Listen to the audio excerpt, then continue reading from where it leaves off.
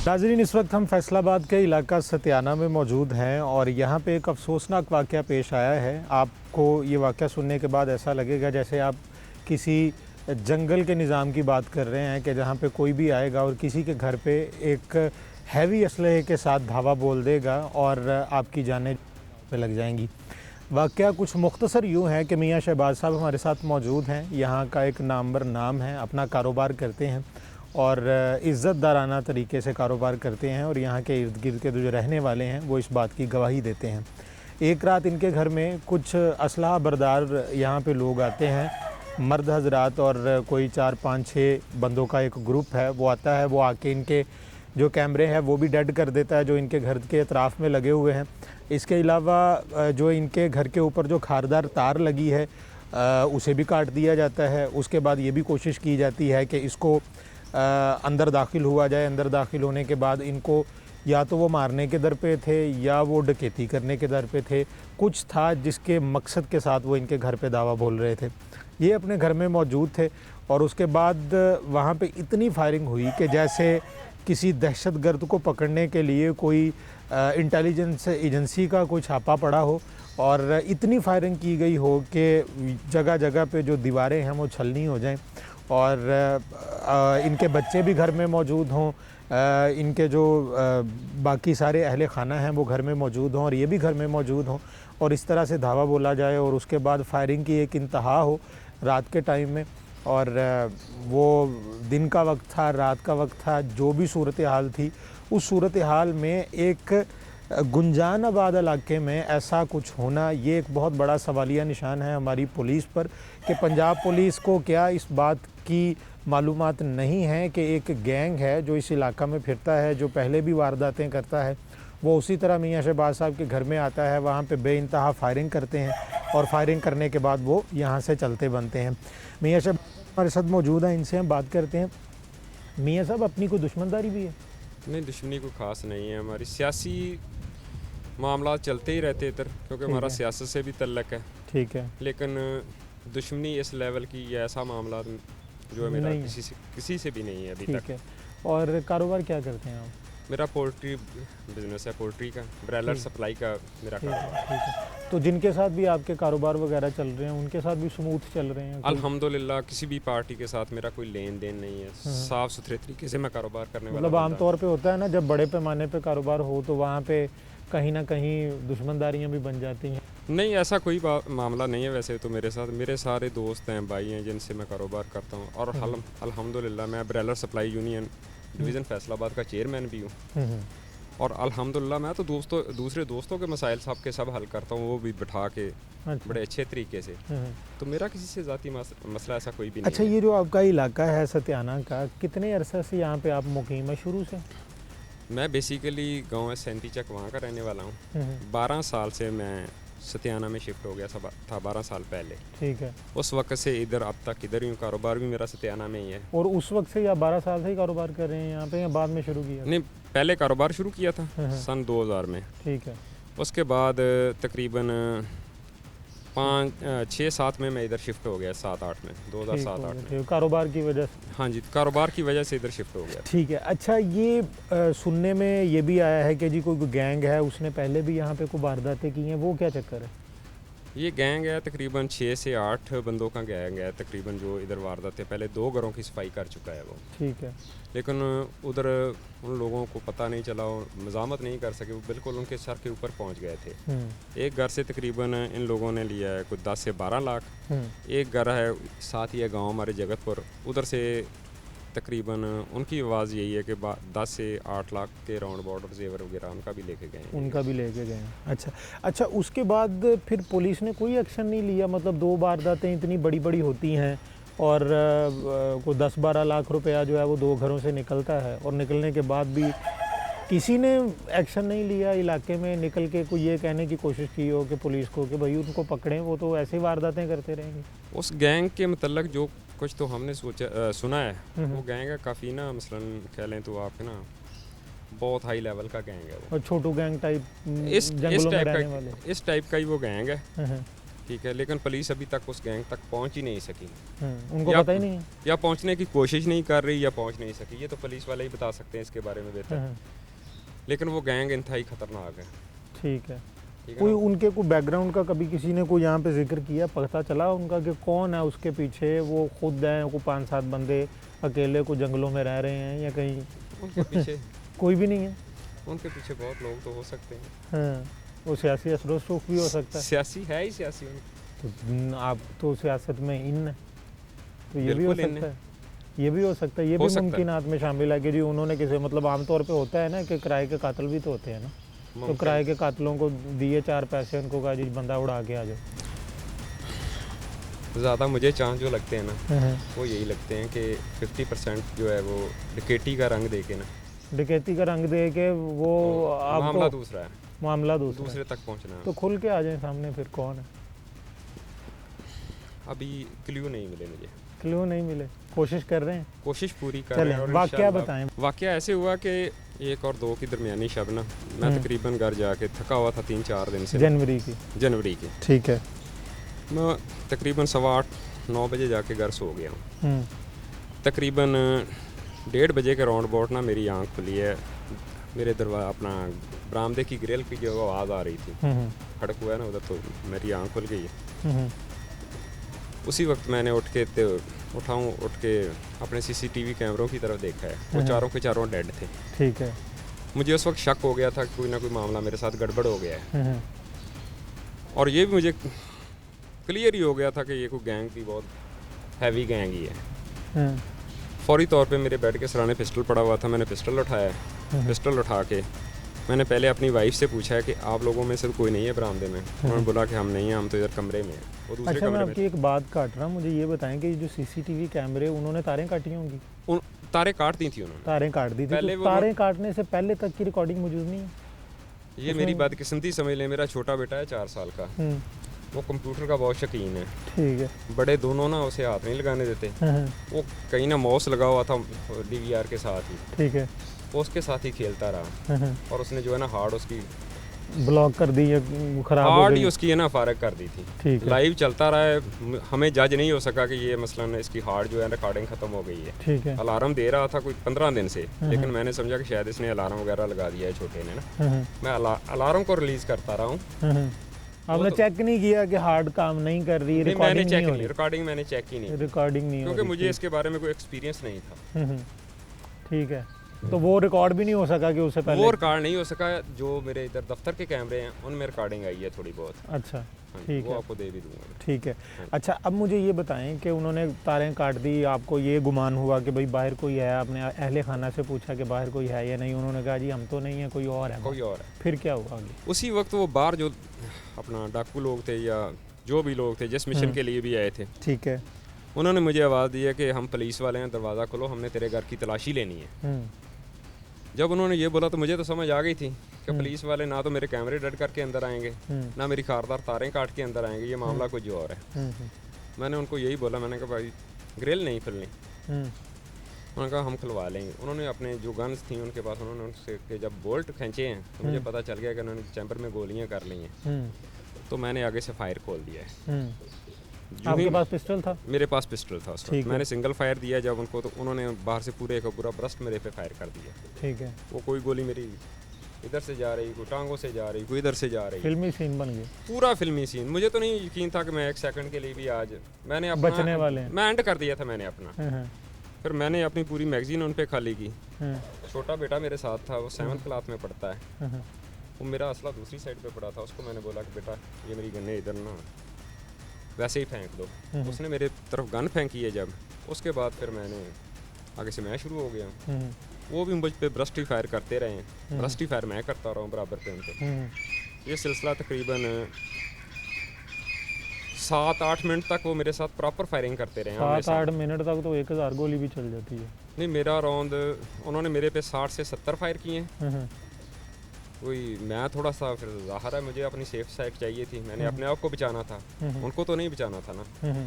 तो मैंने ज़्यादा फायरिंग कर दी थी फिर उन पे ना। मैं कोई 150-200 राउंड मैंने अंदर से चला दिया था उन पे, क्योंकि वो 5 आदमी मेरे पे फायर कर रहे थे और मैं अकेला अंदर से फायर कर रहा था। ठीक फिर है। मेरी मजबूरी बन गई थी कि ज़्यादा से ज़्यादा उनको ना टार्चर करूँ, ताकि ये थोड़ा बहुत पीछे हटें किसी तरीके से, ये ना ठीक है। अंदर दाखिल होने से। वो एक तरह से जंग ही लग गई। वो जंग वाला माहौल था, यकीन करें जंग से भी बहुत आगे माहौल था मेरे लिए तो ना। वो अकेले थे आप? मैं अकेला था, वो 5 थे मुझ पे, बारी बारी फायर कर रहे थे मुझ पे। एक ही मैगजीन खत्म होता था दूसरा शुरू हो जाता, दूसरे का खत्म होता था तीसरा शुरू हो जाता। तो घर में कोई गार्ड शार्ड नहीं रखा हुआ? गार्ड यार इस लेवल का कभी सोचा नहीं था वैसे। ऐसा होगा? हाँ ऐसा होगा। वैसे मेरे साथ लड़के होते थे, लेकिन कभी सोचा भी नहीं था कोई बंदा मेरे घर में दाखिल हो जाएगा। अच्छा जी। अच्छा, फिर फायरिंग होती रही, उसके बाद क्या हुआ? उसके बाद साइड से मेरे कज़न, भतीजे वगैरह सब दोस्त अहले मोहल्ला सब वो भी उठ खड़े हुए हैं मेरे साथ ही फायरिंग की आवाज़ सुन के। ठीक है। जब उनको पता चला कि घर में कोई मामला हो गया है, तो उन्होंने छत के ऊपर से अपनी से एहतियातन कवर फायर देना शुरू कर दिया है। 8 मिनट के बाद ये लोग छत पे आ गए। फिर छत पे आके ये आमने आपके घर की छत पे? मेरे घर की छत है, सेन से सीधे छत पे आ गए ना। ठीक। छत पे जाके उन्होंने फायरिंग शुरू कर दी है। फिर सामने से साइड से सब दोस्त है बाप, जब उन्होंने फायरिंग की तो फिर छत से दूसरी छत पे, हमसाये की छत पे, हमसाये की छत के से नीचे उतर के फिर बाहर निकलने में कामयाब हो गए। ठीक है। पुलिस अल्हम्दुलिल्लाह रवायती अंदाज से पहुंची है। कितनी देर बाद? मेरा ख्याल है आधा घंटा तो हो गया होगा। तो और यहाँ से थाना तकरीबन 1 किलोमीटर भी नहीं है। 2-4 मिनट में इधर पुल से अगर गश्त कर रही हो तो वो तो किया है उसके साथ थाना है। ठीक है। तो वो तो गश्त पे तो होती है, एक मोबाइल तो होती है गश्त पे। हाँ जी। तो वो भी नहीं पहुंच सकी? नहीं, वो कहते हैं कोई 77 बाउंड्री पे थी। अच्छा जी। तो उधर से पहुंचते हुए टाइम लग गया। ठीक है। उसके बाद फिर वो आए, उन्होंने विजिट किया, क्या कहते हैं? विजिट किया उन्होंने, पूरा रवा किया, लेकिन उनसे कोई बात नहीं बनी। फिर खोजी बुलाए हैं हमने। ये खुरा तकरीबन चला है 3 किलोमीटर तक पैदल चले हैं वो लोग। उसके बाद उन्होंने आगे मोटरसाइकिल वगैरह खड़ी की हुई थी। ठीक है। 2 मोटरसाइकिल थी उनके पास जो खड़ी की हुई थी रास्ते में 3 किलोमीटर के बाद। उसके बाद मोटरसाइकिल पे बैठ गए, फिर वापस निकल गए हैं फैसलाबाद की तरफ। पूरा उनका गया है 32 स्टॉप तक गया है, 32-33 स्टॉप तक। उसके बाद आगे से हमें कोई चीज़ नहीं मिल सकी। सही। सीढ़ियाँ लेके आए हैं बाकायदा ये लोग। नहीं, वो सीढ़ी मतलब मोटरसाइकिलों पे ले आए, कैसे ले आए? पता नहीं कैसे लेके आए। सीढ़ियाँ भी उनके पास सीढ़ी थी, जो सीढ़ी तो इधर ही छोड़ गए हैं ना। फिर एक सीढ़ी छोड़ के भागे हैं। तो वो दाएं बाएं तो नहीं किसी की? नहीं, इधर नहीं है किसी की भी। किसी की नहीं, किसी की नहीं है। इसका मतलब मोटरसाइकिल पे लेके? वो इधर अपना जामन के लोग, दरख्त बहुत है ना इधर हमारे इलाके में, वो जामन तोड़ने के लिए लोग लगाते हैं सीढ़ी को। ठीक है। तो वो जिम्मेदार लोग हैं, वो जामन के साथ ही बांध जाते हैं वहीं पे। तो वहीं से किसी की उतारी? वहीं से किसी की उतारी होगी। तो इसका मतलब है ये तो प्लान है या किसी ने उनको प्रोवाइड की है। ये भी हो सकता है कि किसी ने उस गैंग का मेरे इलाके में तल्लक है कोई, क्योंकि जब वो आए हैं उन लोगों के बिस्तरे हमें मिले हैं। अच्छा। एक मास से। ठीक है। वो भी उठा के मैंने पुलिस वालों को दिए हैं। तो उनका कोई उन्होंने फोरेंसिक करने की कोशिश नहीं की कि पता चल सके कि जी बंदे यहाँ पे जो सोए हैं वो कौन है? ये तो पुलिस का मामला था, महकमे का मामला। तो अभी तक क्या किया पुलिस ने? अभी तक आज कहते हैं कि FIR हो जाएगी। ठीक है। और कल रात को जो रात गुजरी है वो जियो फेंसिंग वाली टीम आई हुई थी। मैं जियो फेंसिंग वगैरह की, उन्होंने तो बहुत तावन किया जियो फेंसिंग वालों ने भी। अच्छा। और SHO जो हैं राना जुवैद साहब, बड़ा लेट पहुँचे हैं, ज़रूर लेट पहुँचे हैं, लेकिन फेयरली बात है। मेरा उससे मसलन किसी डर या किसी खौफ की वजह से नहीं, उस बंदे ने मेरे साथ वैसे वाकई बहुत तावन किया, लेकिन उसको आगे क्ल्यू नहीं मिल रहा, नहीं चल रहा। ये एक अलग बात, ये एक अलग बात है। लेकिन जिम्मेदारी तो खैर उनकी बनती है ना? जिम्मेदारी उनकी बनती है, और पूरी कोशिश मेरे साथ कर रहे हैं वो तो राना जुवैद साहब जो हैं। ठीक है। और रात भी मेरे साथ तकरीबन ना, पहली रात भी मेरे साथ ही रहे हैं जिधर जिधर भी गए हैं। ठीक है। और रात भी 12-1 बजे तक हम ना गारे में बारिश के बावजूद वो मेरे साथ ही रहे हैं।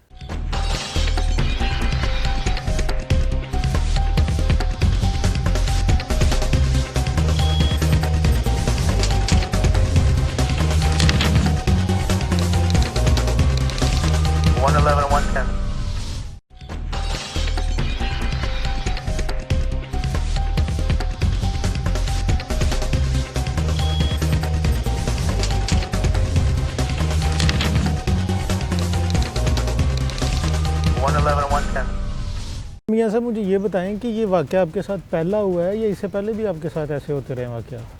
ये पहले तो काफ़ी पुराने वाक़ये हुए हैं एक दो, हम्म। लेकिन इस 1.5 माह में मेरे साथ ये तीसरा वाक़या है। 1.5 माह में तीसरा वाक़या? तीसरा वाक़या है। क्या कुछ हुआ उसमें? 1.5 माह पहले मेरी गाड़ी सप्लाई दे के आ रही थी ब्रैलर मुर्गी की, अपना समी की जोक की साइड से ना। ठीक है।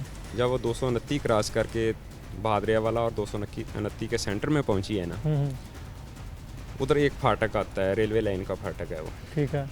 वो क्रॉस करने लगी है तो आगे से 2 लड़के आए हैं 1 to 5 पे, उन्होंने नकाब किए हुए थे। ये वाक़या दिन 11 बजे का है, दिन 11 साढ़े 11 बजे का।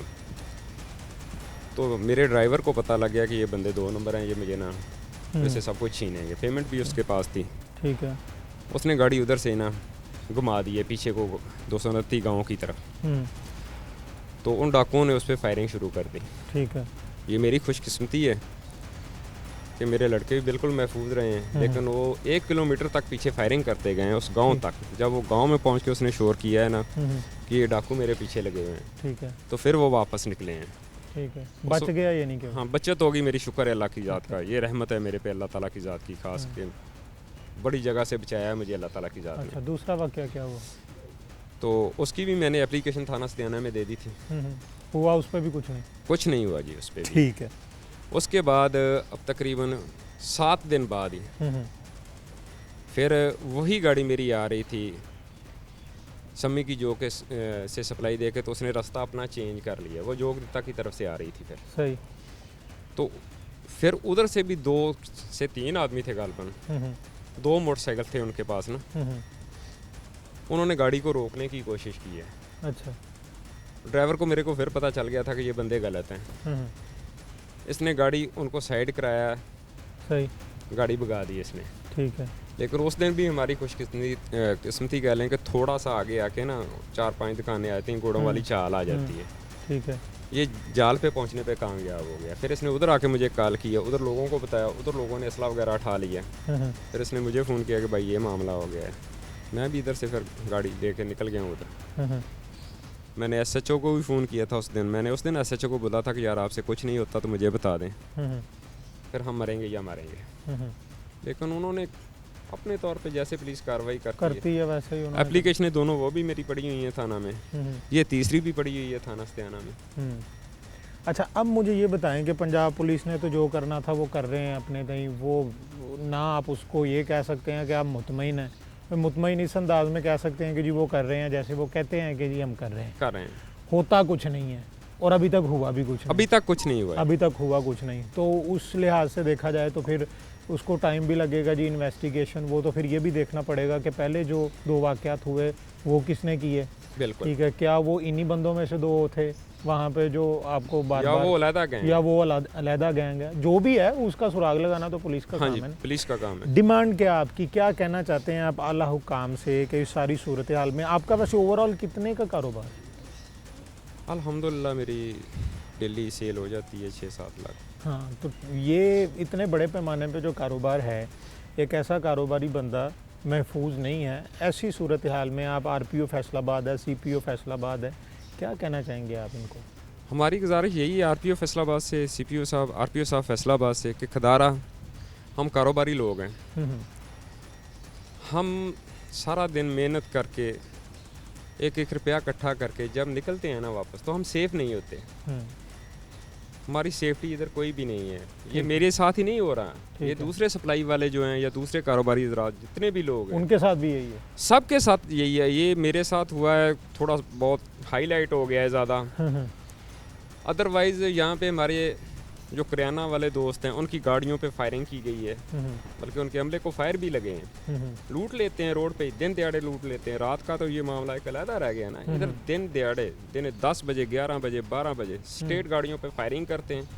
गाड़ियाँ रोक के 1.5-2-3 लाख जितना भी गाड़ी से निकलता है लेके चले जाते हैं।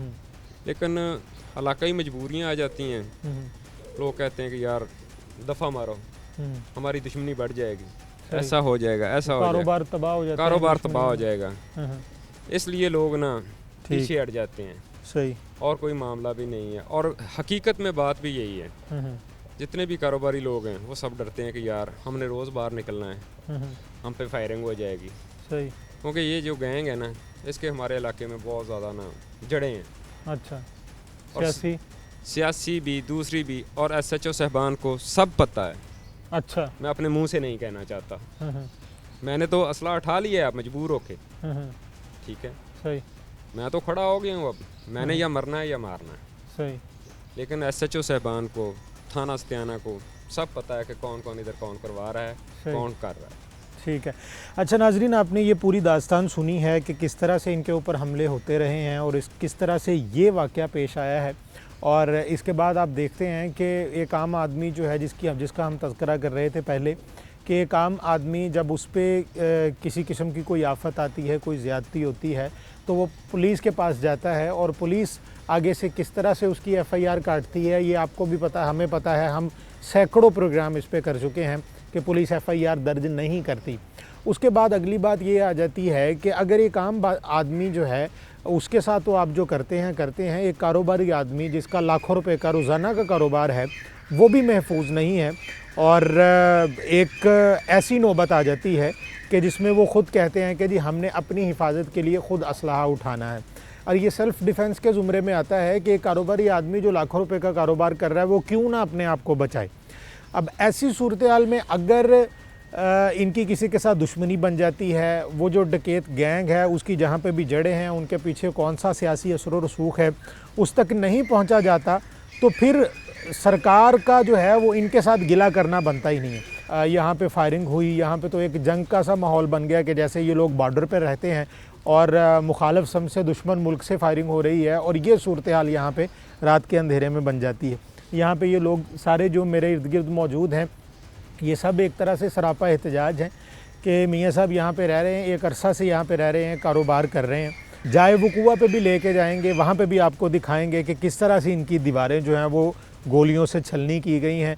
और जो फुटेज आपको हम टीवी पे दिखा रहे हैं, ये भी आप देखिए कि इसमें किस तरह से वो लोग आते हैं और किस तरह से ये सारा मंज़र पेश आया। और क्या सवाल ये उठेगा कि क्या यहाँ के लोग जो हैं वो महफूज हैं, या सिर्फ उन्हें अपने तौर पर ही असलहा उठाना पड़ेगा, अपनी हिफाजत के लिए ख़ुद ही सेल्फ़ डिफेंस के तौर पे मुकाबले करने पड़ेंगे। ये सूरत हाल आ चुकी है सतियाना में कि जैसे ये कोई शहर नहीं है, ये बल्कि एक जंगल है जहाँ पे किसी किस्म का कोई कानून नहीं। नाज़रीन, यहाँ पे और भी अहले इलाका मौजूद हैं इस वाक़े को लेके, जो परेशान हैं, जो खौफ का शिकार हैं, उनसे भी हम बात करते हैं। अच्छा, मुझे ये बताइए कि आप भी यहीं के रहने वाले हैं? बिस्मिल्लाहिर्रहमानिर्रहीम। जी, मैं भी मियाँ शहबाज के साथ ही हमसाया हूँ, इसी कॉलोनी का रशी हूँ।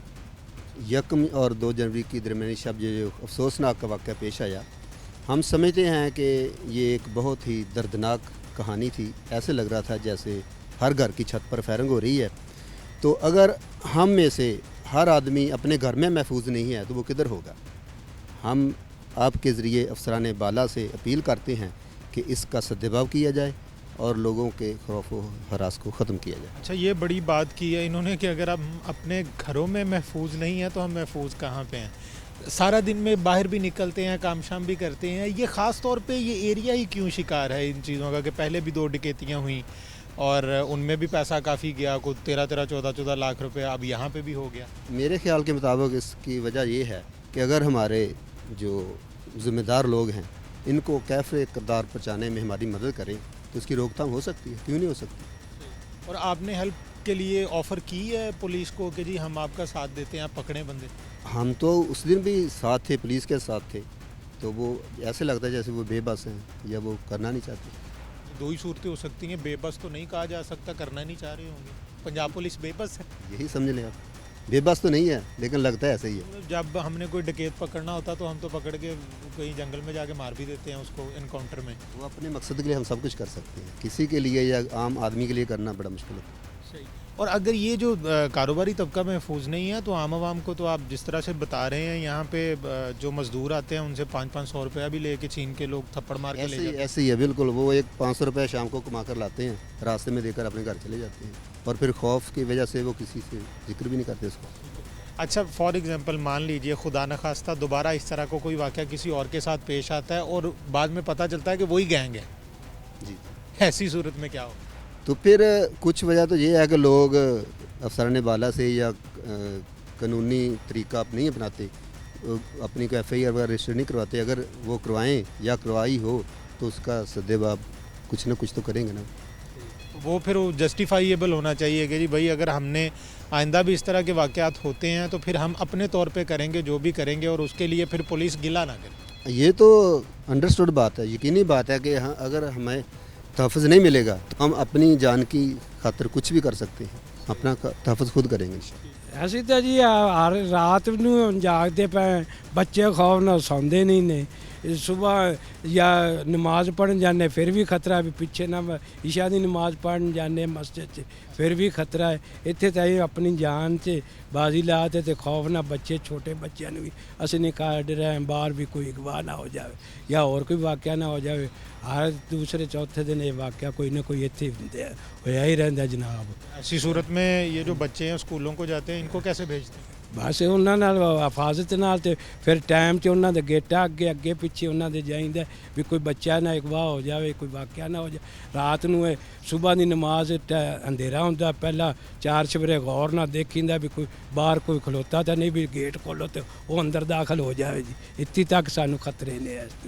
साडी ये डिमांड है भी साडे मौजूदा हुकूमत ते अफसरां ने बाला साडे हाल च रहम करन ते साडे इस दे बारे च कुछ सोचन।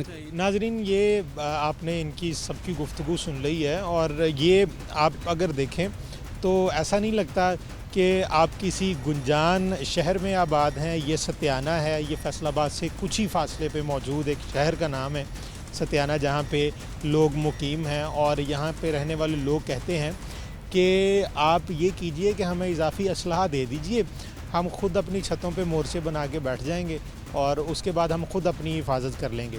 यानी कि एक ऐसी अजीबोगरीब सूरत हाल है कि जैसे लगता है कि कोई ब्रिटिश राज है। जब बरतानवी हुकूमत थी तो उस वक्त लोग अपनी हिफाजत ख़ुद किया करते थे। लोगों में मोहल्ले में बारियाँ लगी होती थी कि जागते रहिए, और रात को ड्यूटियाँ होती थी कि पहरा देना है। तो वो सूरत हाल आज की भी है। ये 21वीं सदी है, ये 2020 शुरू हो चुका है, और इस दौर में भी लोग कहते हैं कि हमें इजाफ़ी असलाहा दीजिए जिससे हम अपनी हिफाजत खुद कर सकें। यहाँ से आप पंजाब पुलिस की नाअहली की सूरत हाल देख लीजिए कि FIR के लिए तो जाना बहुत दूर की बात है। सबसे पहली बात तो ये है कि यहाँ पे लोग अपने घरों में महफूज नहीं हैं, लोगों के बच्चे महफूज नहीं हैं, लोग बच्चों को स्कूलों में नहीं भेज सकते। नमाज़ पढ़ने के लिए, फ़जर की नमाज़ पढ़ने के लिए जाना तो पहले देखना है कि बाहर जाना है या नहीं जाना है। यानी कि एक ऐसी सूरत हाल जो जंग की सूरत हाल होती है, जो कर्फ्यू की सूरत हाल होती है, जैसे कश्मीर टाइप बना हुआ है कि यहाँ पे बाहर निकलना है तो हज़ार बार सोचना है कि कहीं हमारे घर पे हमला ना हो जाए। ये बहुत बड़ा सवालिया निशान है। अब हम जाए वकुआ पे चलते हैं और वहाँ पे जाके आपको दिखाते हैं कि मंज़र क्या होगा उस वक्त, कि आपको दीवारों पे जो निशानात हैं गोलियों के वो आप देखिएगा, और उसके बाद आपको पता चलेगा कि यहाँ पे उस रात किस नौबत का और किस तरह का हमला हुआ है और किस तरह से मियाँ साहब ने इसको फेस किया होगा। ये जो अहले मोहल्ला आज जो बात कर रहे हैं, इन्होंने इस सारे हमले को किस तरह से फेस किया और किस तरह से टैकल किया। चलते हैं जाए वकुआ पर।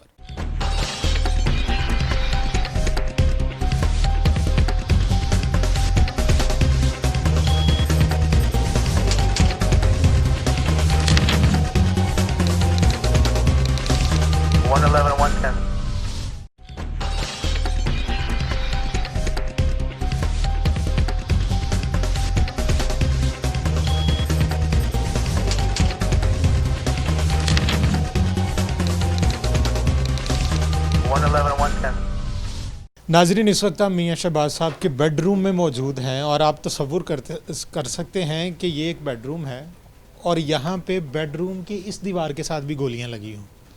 मतलब ये मानने में नहीं आप बात आती। अभी हम बाहर जाएंगे, बाहर निकल के एक बरामदा है, बरामदे के बाहर एक सहन है, सहन के बाद फिर आपका जो बाहरी दरवाज़ा है वो आता है। लेकिन आप ये देखिए कि गोलियाँ इस दीवार को भी लगी हुई हैं। अगर कैमरामैन आपको दिखा सके तो ये भी गोली के निशान ही हैं जो इनकी तरफ फायर हुए, ये भी गोली का निशान है। वो दो ऊपर गोलियों के निशान लगे हैं, यानी कि सामने से गोलियां आ रही थी। ये वाला, ये निशान भी गोली। अच्छा, अब शहबाज साहब ज़रा बताएं कि क्या सूरत हाल क्या हुई? मैं तकरीबन 1:30 बजे मेरी अख खुली है, एक आवाज़ आई यकदम ना ग्रिल दी खड़कन दी, आखनी ग्रिल दरवाजे वाली ये जो बाहर लगी हुई है। मैं इधर ही लेटे होया सी उस टाइम। अचानक मैनू महसूस होया कि जिस तरह कमरे मतलब ग्रिल दे नाल कोई लगा होया है।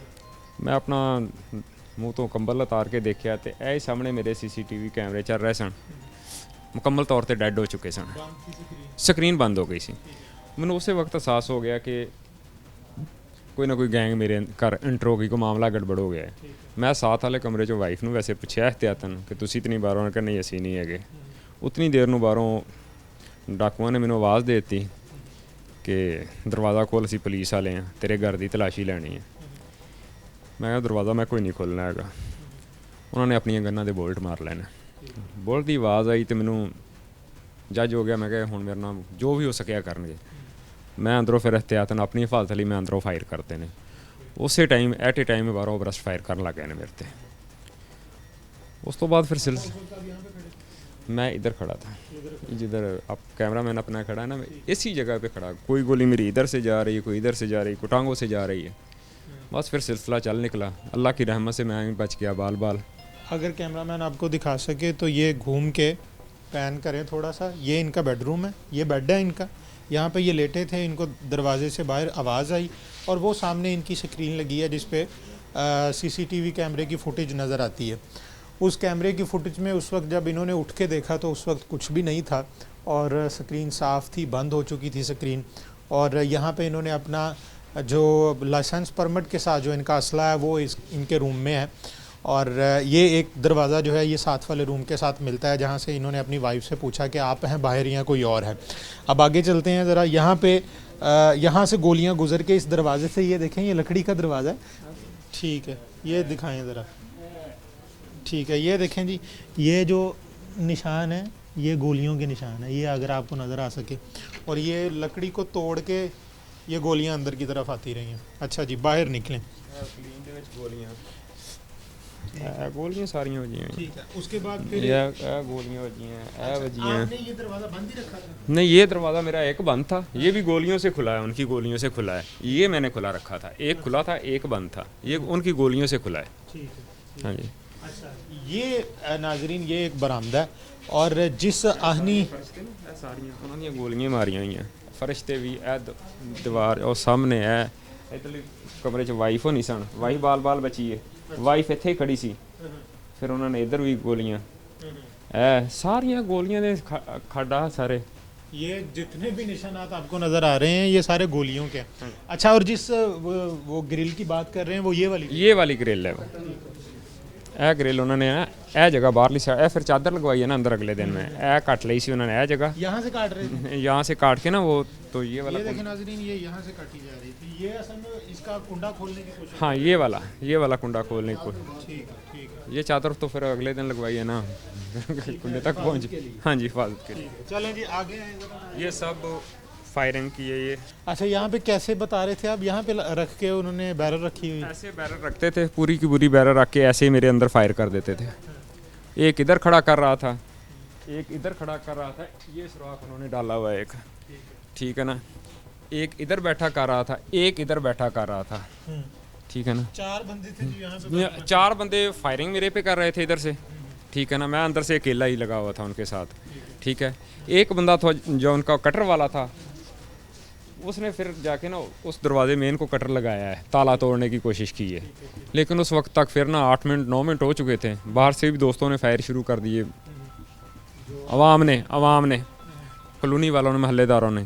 फिर वो ऊपर की तरफ निकले हैं, बल्कि वो पता नहीं किधर किधर फायर मारते रहे। ये किचन है मेरा, ये किचन में उनकी गोलियां जाती रही हैं, इधर से फायर हो के, ठीक है, सुराख लगे हुए। ये सीढ़ियाँ हैं और इन्हीं सीढ़ियों से मियां शहबाज साहब कह रहे हैं कि यहाँ पे आए हैं। और अगर आप देखें इनकी छत पे भी कैमरे लगे हुए हैं और इनकी छत के इर्द गिर्द जो है ये खारदार तार भी है। अच्छा, मियां साहब कहाँ से? इस जगह से उन्होंने तार काटी है। ये बाद में मैंने ना तीसरे चौथे दिन पुलिस वालों ने कहा था कि इसे लगा दें। पहले तो कटी रही है, चौथे दिन फिर उन्होंने कहा कि हल्की फुल्की लगा दें। अभी हमने इधर दोबारा इसको सही तरीके से रिपेयर नहीं किया, अभी करवाएंगे इसे। यहाँ से उन्होंने तार काटी है, दरमियान वाली छत पे आए हैं, मैं सीढ़ी लगा के 30 फुट की साथ वाले घर की छत पे, उधर से आके उन्होंने यहाँ पे खड़े होके ये तार काटी, तार काट के आगे आ गए। यहाँ से आके एक बंदा गया है उनका ना अपना उस साइड पे छत के ऊपर से, वहाँ पे जाके उन्होंने वो उतरे हैं वाशरूम की छत पे, उधर से वो नीचे गया है, उसने जाके ना सीढ़ियों का उधर ताला नहीं लगाते थे हम, वैसे कुंडा लगा होता है उसका, ताला नहीं कभी भी लगाया था। उसको उन्होंने खोला है, बाकी फिर 4 लोग इधर से गए हैं। हाँ, एक पहले बंदा नीचे गया, बाकी 4 लोग सीढ़ियों से गए हैं। नाज़रीन, ये है इनकी जाए वकुआ और आपने देखा है कि किस तरह से इनका जो घर है वो गोलियों से छलनी इस है। कमरे से वो 4 तारें हैं, वो उन्होंने काटी हैं वो कैमरों की। हाँ, चारों की चारी इस कमरे से नीचे जाती हैं। ठीक है, और उन्होंने उस वक्त ये लॉक नहीं लगा होता। अच्छा, उस वक्त ये लॉक नहीं, हाँ जी, और इस दीवार से इसके अंदर से जा रही है नीचे जा रही हैं, और उन्होंने इसको खोला और वो चारों की चारों काट दी। कोई तो मतलब कोई ना कोई ऐसी बात है। देखे ना, मतलब अब मैं हूँ, मुझे क्या पता कि आपके घर के अंदर इस तरह से रूम में से तारें जा रही हैं, मुझे तो नहीं पता होगा ना। तो बेशक आपने कैमरे लगा रखे हैं, तारें कहीं से जा रही हैं मुझे इतना पता है, लेकिन मुझे ये नहीं पता कि इस रूम के अंदर से जा रही है। असल में कमरा खुला था मेरी असेसमेंट के मुताबिक, तो रैकी तो होती है, मुखबरी तो होती है, ये तो मुझे क्लियर है। लेकिन ये भी मुझे क्लियर है कि मेरे घर से मुखबरी नहीं है। उसकी एक सबसे बड़ी वजह और थी, वो थी कि मेरी बैठक का लॉक नहीं लगा होता था। अगर उनको पता होता मेरे घर की मुखबरी होती ना, तो फिर लोग वो बैठक से निकल जाते आराम से। बाहर वाला दरवाज़ा भी, घर से बाहर वाला भी, उसको ना बाहर वाला ताला था ना अंदर वाला ताला था, वो गेट का ताला काटते रहे हैं। इसलिए मुझे कन्फर्म है कि मेरे घर से मुखबरी नहीं है। हाँ, वैसे आए वैसे वो हैं बहुत एक्सपर्ट आदमी, उनको पता है कि ये भी कैमरा है, ये भी कैमरा है, तो तारें कहीं से जा रही हैं, कहीं से जा रही हैं, क्योंकि ओपन वायरिंग है ना, अंडरग्राउंड नहीं है। तो जब ये छलांगे वगैरह लगी उस वक्त नहीं आपको पता लगा? नहीं लगा उस वक्त आपको बिल्कुल नहीं पता? नहीं, वो मैं तो 3-4 दिन उधर ही रहा हूँ दोस्त के साथ ही। पहले उसका वालिद बीमार था, तो आप तो थके थे, सो गए? सो गया बस। सही, ठीक है। मुझे तो बस आँख खुली उसी वक्त जब ग्रिल की आवाज़ आई है मुझे। सही। नाजरीन, ये सूरत हाल है। मियाँ शहबाज साहब हमारे साथ मौजूद हैं और इन्होंने कैसे पूरी दास्तान सुनाई। आपने देखा है कि किस तरह से इनके घर को गोलियों से छलनी कर दिया गया और किस तरह से वो लोग यहाँ से गुज़र के आए। आने के बाद उन्होंने सबसे पहले कैमरों की तारें काटी, फिर उसके बाद वहाँ से एक बंदा उतरा नीचे वॉशरूम वाली साइड पे, वहाँ से उतर के वो नीचे गया, उसने कुंडा खोला और उसके बाद वो जो बाहर की आहनी जो इनकी ग्रिल लगी हुई है उसको काटने की कोशिश की। वहाँ से फिर अंदर पूरे पूरे ब्रेस्ट मारते रहे। और ये तो खुदा की कुदरत है कि मियाँ शहबाज साहब यहाँ पे इस वक्त खड़े होके अपनी सारी दास्तान सुना रहे हैं, वरना आम तौर पे ऐसी सूरत हाल में बचना बहुत मुश्किल होता है कि जब गोलियों की एक बारिश जो है वो आप पे हो रही हो और उसके बदले में आप भी कर रहे हों। तो या तो आप एक जगह पे दबक के बैठ जाएं या फिर आप फायरिंग करें। तो ये इनकी एक तरह से दलेरी भी है कि मौका था उस वक्त, इनके बीवी बच्चे थे, उनकी जान भी इनके उस वक्त इन्होंने उनकी हिफाजत भी मुमकिन बनानी थी।